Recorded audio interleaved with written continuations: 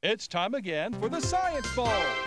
Zoo Parade for 5. What big teeth the hippo has are actually a pair of these. Science Potpourri for 10. Would a snake most likely eat every day? Every week, Dateline Science for 10.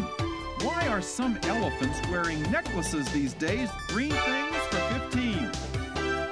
And now, here's your host, Mr. Z himself, Dave Zarin.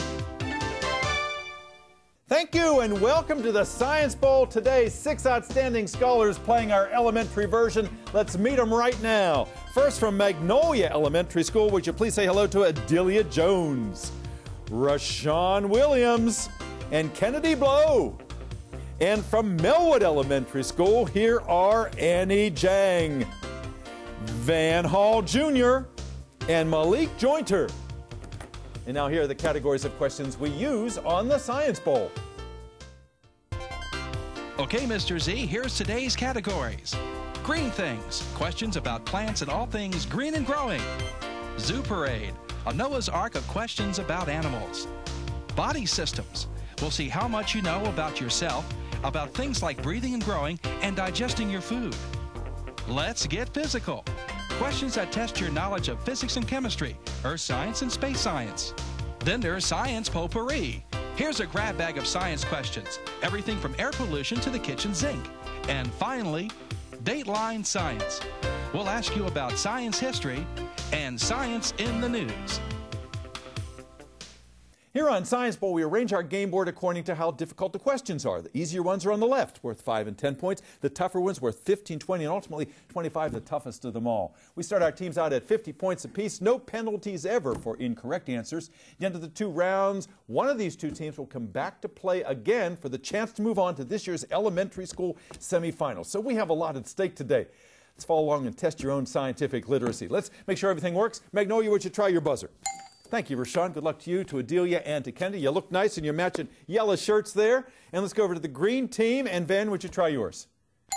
Thank you. That looks like it's in good shape as well. You guys look equally attractive over there, Annie and Van and Malik. Are we ready to play?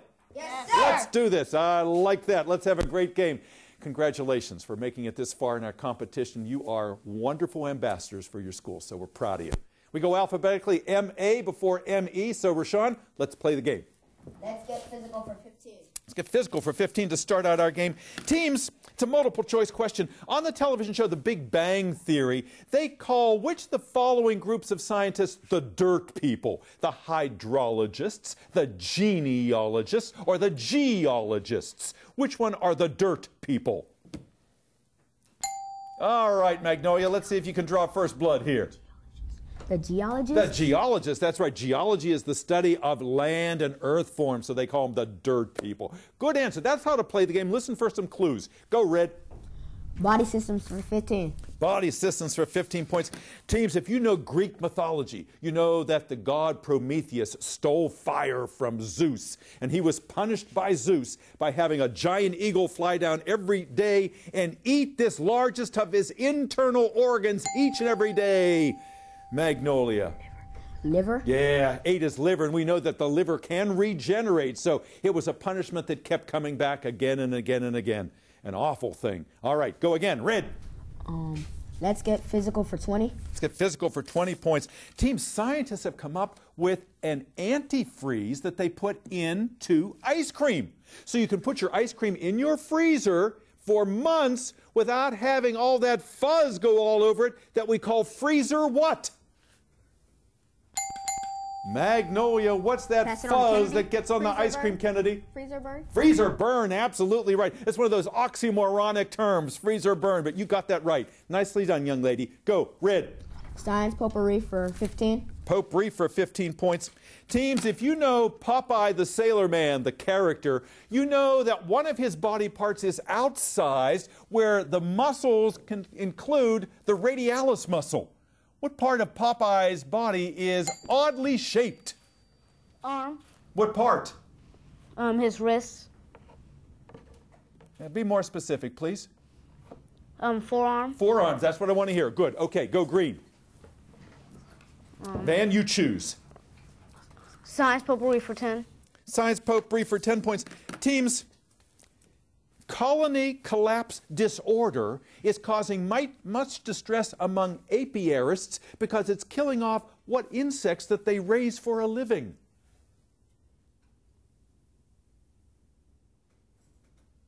Bees. Bees. Colony collapse disorder. An apiary is a beehive. Try again, please. Green. Let's get physical for 10. Let's get physical for 10 points.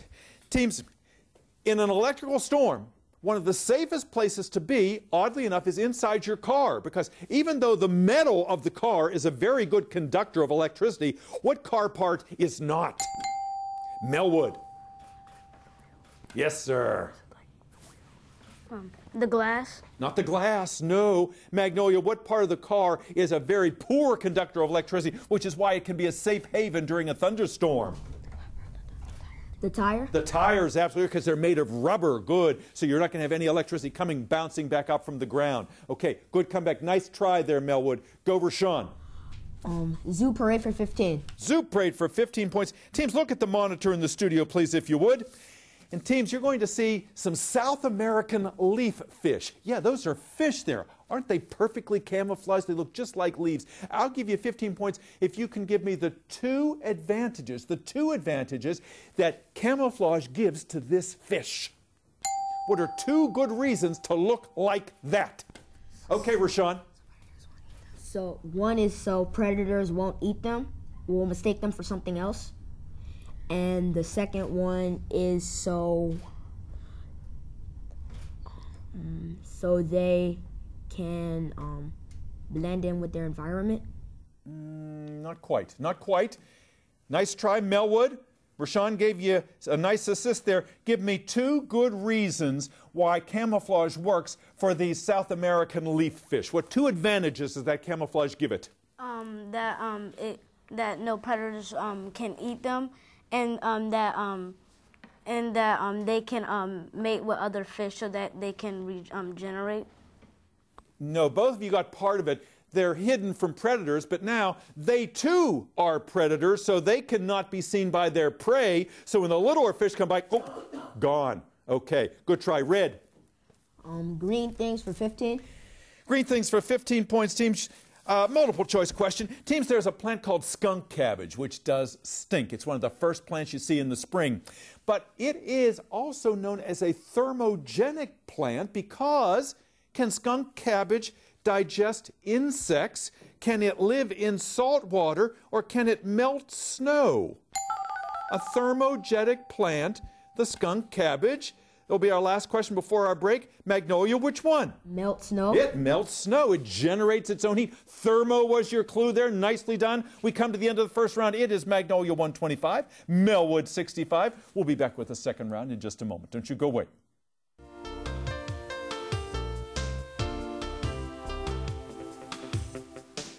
And nice to have you back here on Science Ball 6. Good-looking, intelligent young people playing our game today. One team represents the school that is the reigning Science Bowl champ, Magnolia. Let's go first to Magnolia. Last year, Magnolia beat 40 other schools, and for the first time in 24 years it was back then, Magnolia took the crown. So what a great achievement. Mr. Robert Allen, your sponsor, is so proud of you guys. So you have a lot to live up to, and you're doing a great job. Rashawn, tell us about Magnolia. What do you like best about your school? Well, what I like is that when the kids don't get a skill right away, the teachers don't give up. They keep on trying. So that kind of helps us do better on tests and will help us do better toward the higher grades. Absolutely. That's a good life lesson, too. If you don't succeed at first, as I say, keep trying and trying and trying and find out a way to get there. So you obviously have some good teachers there. Tell us who your principal is. My principal is Mrs. Phyllis Gillens. Wonderful. I know she's out there rooting for you. Did you have any alternates on your team? I think you had a whole laundry list, didn't you? Yes, we did. And we'll bring them out a little bit later, and we won't ask you to remember all their names right now, Rashawn. I know you have a great love of the periodic table. This young man told me that he loves to study the periodic table for a very good reason. Yes, I like to study the periodic table because it feels nice to know that there are other names for some of these elements that we use to build some of these materials that we have around today. So I kind of know that this would be made out of this, and like that is the chemical symbol for this. For example, tungsten, the symbol for that is W, which most people find surprising. So, because its original name was Wolfram. Wolfram, that's right. And I think the one that fascinated me was lead, PB, which stands for? Lead. PB stands for lead. For lead, and it was used to be called plumbum, and that's where the word plumber comes from. So you've learned a new language, and I think that's wonderful, Rashawn. And someday you want to? I want to play a sport, either basketball, baseball, or maybe even football. Well, you got a good head on your shoulders. I think you can do anything you want to, young man. Kennedy, nice to have you here. Tell us about your future. What do you see yourself doing? I see myself getting a PhD and becoming a doctor. Wow. And how'd you get interested in being a doctor? Because I would like to save lives and help people, you know, survive and things like that. That's wonderful. So doctors, they can get an MD, a medical degree, and then you can get a PhD, which is kind of the academic side of it. So you could even be a doctor teacher. You could teach in a medical school someday. Delia, nice to have you here. This young lady has already written a book, fantasy. Fairies versus darkness. Yeah, and I love the idea. Tell us who the main character is. Well, the main character is this boy named John, and throughout the story he tries his best to overcome his fears and don't let emotions get in the way. And the reason I named it Fairyland versus Darkness is because it's like he's having a battle through his mind as he has a dream meeting this queen, and the queen teaches him how to become a real person inside. Wow. It sounds like you're a great storyteller, and that's what you need to be if you're going to be an author. Very creative young lady. Nice to have you with us today. All looking very nice in your matching yellow shirts there today. Melwood, nice to have you back. This is your third appearance this year. You have been phenomenally successful here on Science Bowl. What are you doing right over there, Van? How do you get ready for these games? Well, we usually test in the hallway. Like our teachers ask us science questions, and we act like that's the TV show, and we go on the computer and study some of the science questions that might appear on the show. That's great. So people at Melwood know that you're the Science Bowl kids, right? So you're always kind of on, and you've got to kind of keep your ears open all the time and your eyes open for any kind of science questions that we might ask you here. Van, what do you want to do someday? I want to become a novelist. Novelist. All right, so you have something in common with Adelia, and I know, Kennedy, you like to write as well. Van, tell us the name of your principal. The name of my principal? Who's the principal of your school, of Melwood? Miss Christelle Fawcett. Very good. And I know your sponsor, Miss Guttridge, wasn't able to be with us today, but who brought you today? Miss Daniels and Miss Jones. Wonderful. And I know you had no alternates on your team. You guys are it. You have all the talent right here, so we're very happy to have you here. Malik, nice to have you back today. You're wearing a blue shirt like Van is. Is that part of the uniform? Yes. Yeah. And Annie's got on the white shirt. Do you have the option of white or blue at the school? Very good. Malik, tell us about yourself. What do you want to do someday? Really, I want to grow up to be basketball star. Well, first, my first plan is to be a game creator, which of course involves technology science. And if that doesn't go so well for me, then my plan B is to go to Florida State College, join the Florida Gators and the basketball team, and get drafted in the NBA and likely to be on the LA Lakers. You got it all planned out, don't you, Malik? I love that. That's a great story, and I like the fact that you've got contingency plans, plan A and plan B, because that's what life is like. You always got to have that safety net down. You're a well-spoken young man. Annie, nice to have you back with us. Tell us the Annie story. Tell us about yourself. What do you do in your spare time? Well, I like to play video games, and I like to read books. You like to read books. You told me you like to read mysteries, yeah? Mm-hmm. How about Lemony Snicket? Do you read those books ever? Mm-mm. No, that's a mystery, kind of mystery/horror series. What kind of books are your favorites? Do you have any particular authors you like to read? No. Not really? Why'd you want to be on Science Bowl, Annie? Because my teacher told me about it, and it seemed really interesting. All right. Well, it's always nice to have you back with us. Let's get back into our game. Melwood 65, Magnolia 125. Lots of points to give away yet. Let's start out with Rashawn. Body systems for 20. Body systems for 20 points. Teams, I'm looking for a verb here. listen carefully, if there is very bright light, your pupils do this. Melwood. Come on, Ben. Dilate. Not dilate, nope. Magnolia, if there's a very bright light, your pupils will do that. And if it's very cold, the blood vessels in your hands will do this. What same verb could we use? Raise. Constrict or contract. They get smaller. They get smaller. Just the opposite of dilation. Dilation is if it's a very low amount of light or it's very, very warm, then the blood vessels come closer to the surface. So constrict or contract is what we were looking for. Try again, red. Dateline science for 15. Dateline for 15 points. Teams, this sounds like a complicated question, but it is not. MRSA. MRSA, that's methicillin-resistant Staphylococcus aureus. What's he talking about? That is a flesh-eating bacteria that if you get on your skin can eat right through to the bone. Because it's resistant, this bacterium, to methicillin, it sounds like we need what kind of new kind of chemical to fight this bacteria? What kind of chemical fights bacteria? All right, Magnolia, we need a new what? A new antibiotic? You got that right. We need a new antibiotic because the ones we're using right now aren't working, like methicillin. Go again, red. Science potpourri for 20. Potpourri for 20 points, teams. Gifted Hands is the life story of what famous African-American neurosurgeon in Baltimore who famously separated two, Magnolia. Ben Carson? Ben Carson. He separated those conjoined twins up at Johns Hopkins. Nicely done. Go red. Green things for 20. Again, please. Green things for 20. Green things for 20 points. Teams, listen carefully. When water molecules all clump together underground and force their way into the root of a plant and then up into the plant itself, defying gravity, that is what kind of C-initialed action named also for the smallest blood vessels in your body? Magnolia. Capillaries? Yes, capillary action is what pulls that water up into the plants. That tiny diameter is what causes the force to overcome gravity. Go red. Zoo parade for 20. Zoo parade, 20 points. Teams, your question is as follows. Elephants, bees, killer whales, and hyenas all live in matriarchal societies, meaning all those populations are what? Matriarchal societies.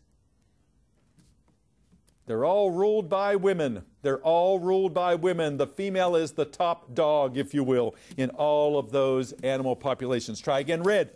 Dateline science for 20. Dateline for 20 points. Sounds like a tough question, but it's not. Back in 1919, Ernest Rutherford achieved for the very first time the artificial disintegration of a nitrogen molecule by bombarding it with alpha particles. In short, he was the first man to split the what? The first man to split the what, Magnolia? Atom? The atom, that's right. He was the first atom smasher, if you will. Good, go. Let's get physical for 25. Get physical for 25. A big one in that category. Teams, multiple choice question. Teams, as the Earth spins on its axis, it affects acceleration of things on the surface. So if you go into the bathroom and you flush the toilet and watch the water go down, it's moving in a certain direction based on which of these effects? The Galileo effect, the Coriolis effect, or the Bernoulli effect? Which of those three? All right, Magnolia. The Galileo effect? Not the Galileo effect. Good try. The way that water goes down the drain, depending on where you are on Earth, because of the acceleration caused by the Earth's rotation, is called the Galilean effect, the Coriolis effect, or the Bernoulli effect. You had a chance to think about it. What's your answer? The Coriolis effect. Coriolis effect, absolutely. Good. All right, go. Green? Science potpourri for 25. Potpourri for 25 points, teams. What Greek's principle did Homer Simpson illustrate when he jumped into the bathtub and the water came out and it showed him to be 104% fat? What Greek's principle did he employ there, Magnolia? The principle of density? Not density, no. I'm looking for the name of a particular Greek whose principle did Homer Simpson employ when he jumped into that bathtub and the water came out, rendering him 104% fat? Archimedes' principle was all about determining volume.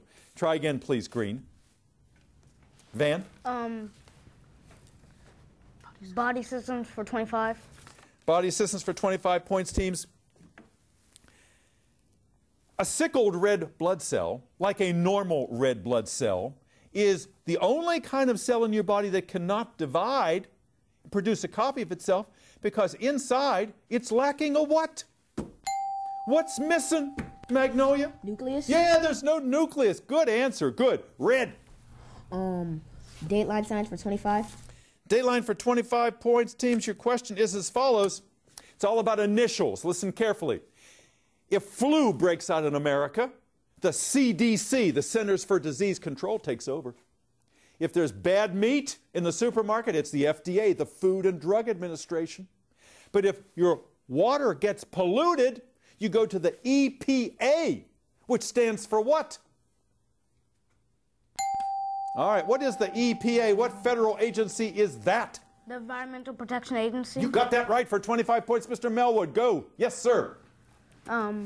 Zoo Parade for 25. Zoo Parade for 25 points, teams. A long time ago, frogs had teeth in their upper jaw and their lower jaw, but then the lower teeth disappeared. But just recently they found a frog in Southeast Asia whose lower teeth came back, illustrating that what process, sometimes called natural selection, can happen again.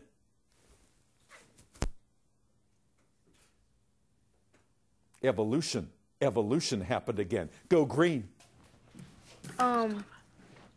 Green things for 25. Green things for 25 points. Teams, certain crops that we eat, like corn and oat, have been bred to be Roundup resistant. Roundup is what kind of H-initialed weed killer that is good to kill weeds but leaves all the other things alone. All right, Melwood.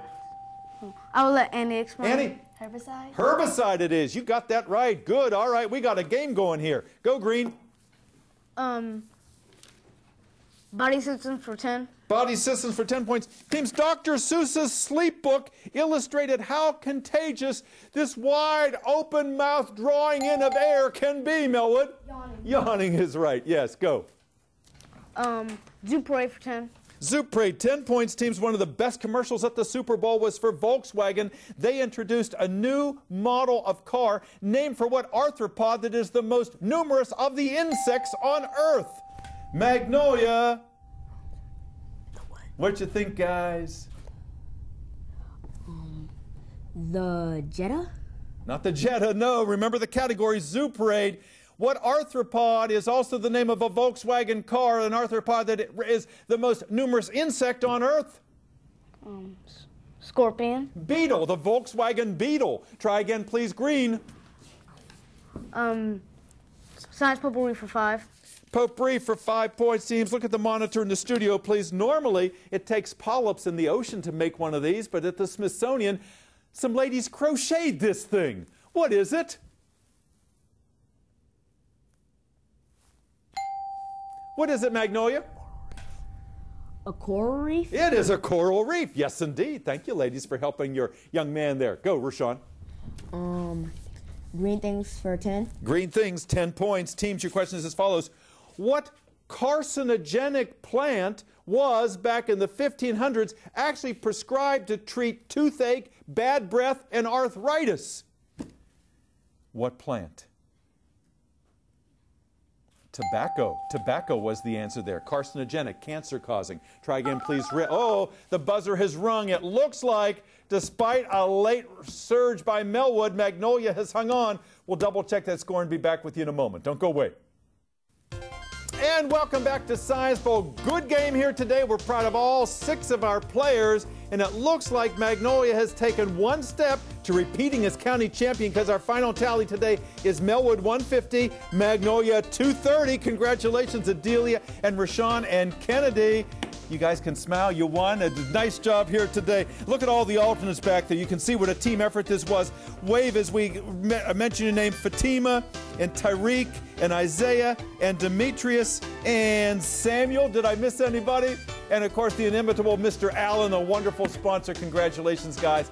And congratulations, Melwood. We don't see you on Science Bowl all that often, and you 3 times, absolutely, 3 times you made it here this year. Annie and Van and Malik, we have great memories of you guys and hope to see you back on our game again either next year for Melwood or when you get to middle school. You're all great players. Miss Daniels, Miss Jones, thank you for all your hard work and for being here. Thank you for watching. We'll see you next time on Science Bowl. Bye-bye.